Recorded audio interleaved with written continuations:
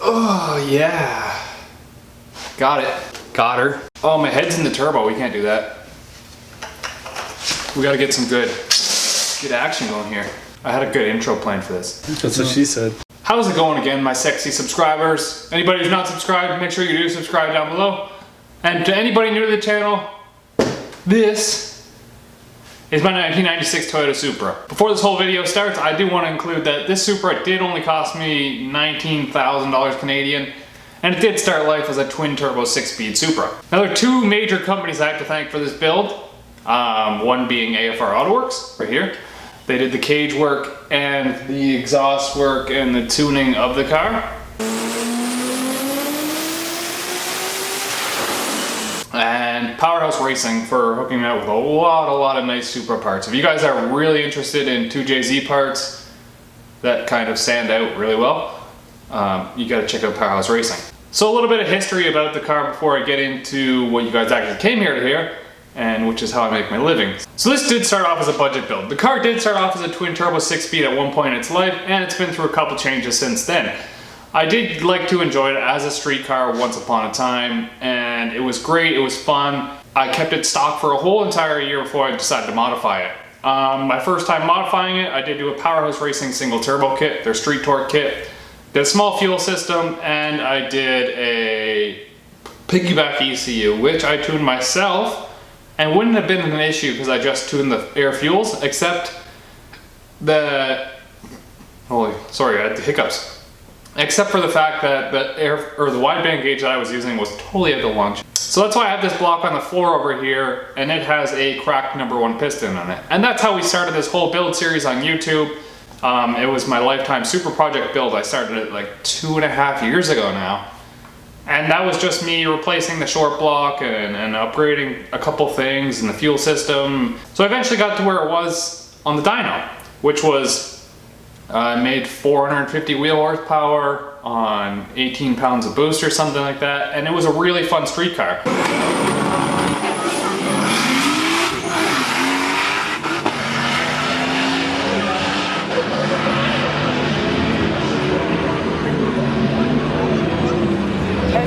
10.6 at 131. As I get older, I'm not into driving on the streets as much because I know I'm just a stupid idiot and I'm not eventually getting my license taken away. So I started weaning off driving on the street as much, and I started driving it on the track a lot more, and I really love the drag strip. And that's what's brought me to where I am now.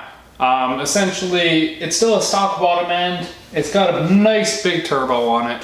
Pew pew! Pew pew pew! It's just a journal bearing turbo. It's a 76mm Borg Warner SXE turbo. It's got a Powerhouse Racing Stage 4-5 manifold with a billet collector on it, so the runners are actually really big and beefy, like 1.5" primaries. It's coupled with 2 tile wastegates and a hood exit exhaust built by AFR AutoWorks that is absolutely beautiful. One of the biggest changes was I took the 6-speed out of the car. Now I get a lot of hate for this, and it's probably one of the things that's mentioned in the comments just as much as what do I do for a living. So I took the 6-speed out and I replaced it with this Turbo 400 transmission. I did that because I wanted to be faster at racing, essentially. And you're always going to be faster with a Turbo 400 auto than you will be with a 6-speed manual. It's just a fact. If you watch my last video, I did break this. However, Turbo 400 rebuilds are pretty cheap. I know I've been rambling on way too long, but this setup, combined with this transmission out the rear end, is good for about 715 wheel horsepower on 26 pounds of boost. That's using the stock bottom end, and the car went as fast as 10.01 at 145 miles an hour.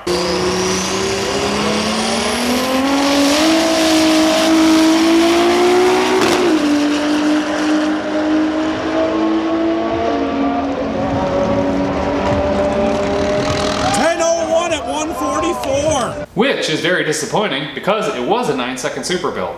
So I fucked up. Yeah, cock's too big. It had all the potentials of being a 9-second pass. I just spun really hard off the line. Okay, so without further ado, this is what you guys came for. What I do for a living. Lately, my videos have been 80% non-subscribed and 20% subscribed. So make sure you guys hit that subscribe button. Just, the channel's awesome. You're gonna want to come back. Anyways, I should probably start from the beginning. I did start out as an automotive mechanic. That's what I went to school for, and that's what my trade was in. So I left high school and I did 3 years of automotive school. Well, I did 1 year, and then I went and did my practical hours, and then I came back and did 2 more years. And then I went back and did my practical hours, and I had enough hours to actually go back to school and then become a journeyman. I know a lot of people want to be mechanics, but you have to take my advice on this one. Being a mechanic actually killed the car hobby, and for a couple of years there, I went without even wanting to touch my car because I would work all day on someone else's piece of shit, and then I wouldn't have time for my piece of shit. And that kind of ruined it for me, and I kind of got away from it when I moved away from home. So after those 3 years, I moved to Alberta, Canada, and I did work as a small equipment mechanic for a little tiny bit there, just until I could get on the oil sand sites. Then I eventually got to where I wanted to be, and that is a heavy equipment operator. And now I chose this profession for a couple of different reasons.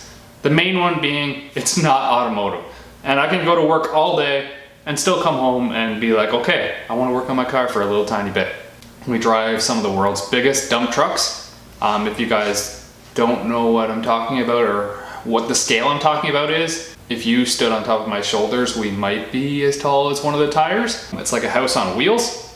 If you guys want to look up Cat 797 or Komatsu 980 or Liebherr 272, I want to be very transparent on all of this and be very open because I really have nothing to hide. We do make a really decent living being heavy equipment operators. For example, I've been with the company only like a year and a half now, but I make really close to $50 an hour. However, we do work 12-hour shifts. So we go to work and we work 3-day shifts, 12-hour shifts, and it's an hour bus ride to work, an hour bus ride to home, and then all the time in between. It ends up being the moment I leave my door to the moment I get back home is 15 hours or 15 and a half hours during the course of a day. So I only have 8.5 hours to reset for the next day, which doesn't give me a lot of time to do this YouTube thing. So I have to make up a lot of my videos and a lot of my YouTube stuff on my days off. 3 days of 12-hour shifts, and then you get a 24 hours off, and then you come in for 3 12-hour shifts of night shifts. Which, once you get used to it, it's actually kind of nice because you work those 3 days, 3 nights, and then you get 6 days off. So it's kind of like a mini vacation every time you have your days off. You kind of sacrifice half your life at work, which isn't so bad, and it's the profession that I actually choose to be in because I like that style. I like to be able to, on my 6 days, just go wherever I want. I literally could take an extra day off, have a week off, and go to Mexico and street race. America. So that's what we do. I kind of just threw it out there.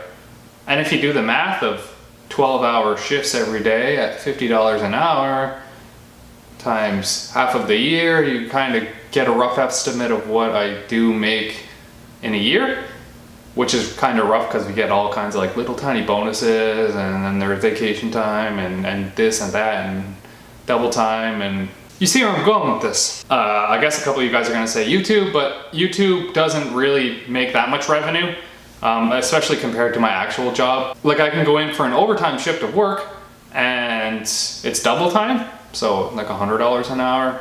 So you can see where like me putting effort into this YouTube thing, it might take me 5-6 hours to make a video, and I might only profit $20 from it. But I love doing this YouTube thing, and I love you guys, and I love the feedback, so make sure to tell me my face sucks down below. Yes. But definitely, making YouTube videos is the dream.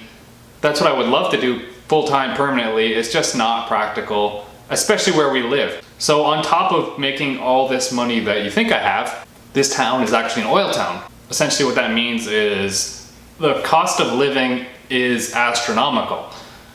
For example, my house is about 1,800 square feet, including the basement.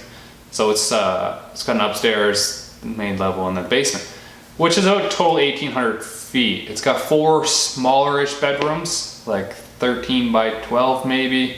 I don't know if that's really small. It's pretty small. And then 2.5 bathrooms, and obviously this garage. which I love and is the main reason why I bought this place. I hate to say it, but the cost of the house was a little over $500,000. So yeah, $500,000 for a house, that's kind of where a lot of my income goes to.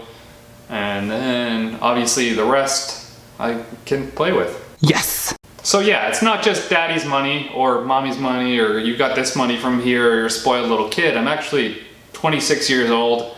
I work for every dollar that I have.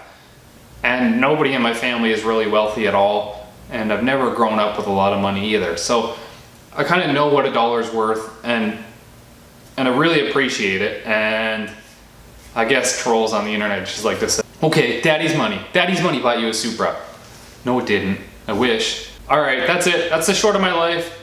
We drive really big goddamn haul trucks. They're really fun. They do actually drift when you don't want them to drift, and they don't drift when you want them to drift. And I just really, really love what I do for a living, and I don't really want to give it up because it's a really good living. So make sure you guys subscribe down below, hit the bell. I just wanted to make this video because this is like the most asked question on my YouTube channel.